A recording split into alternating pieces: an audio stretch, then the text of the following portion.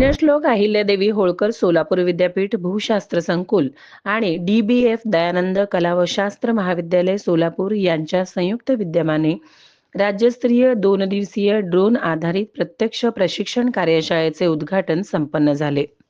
यावेळी विद्यापीठाचे प्रकुलगुरू डॉक्टर लक्ष्मीकांत दामा यांनी ड्रोन तंत्रज्ञानाचा वापर आधुनिक युगात अत्यंत महत्त्वाचा आहे।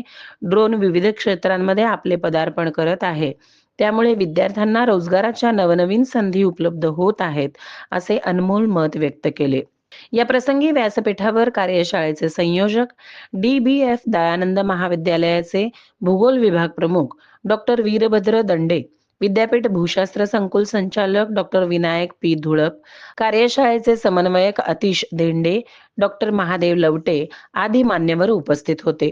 यावेळी ड्रोन आधारित भू अवकाशीय तंत्रज्ञानाच्या माध्यमातून शाश्वत विकास, संशोधन वृद्धी आणि कौशल्य आधारित शिक्षणाला चालना देणारा हा उपक्रम ठरणार असल्याचे मत डॉक्टर विनायक धुळप यांनी व्यक्त केले। या प्रसंगी कार्यक्रमाचे आभार डॉक्टर VC दंडे यांनी व्यक्त केले।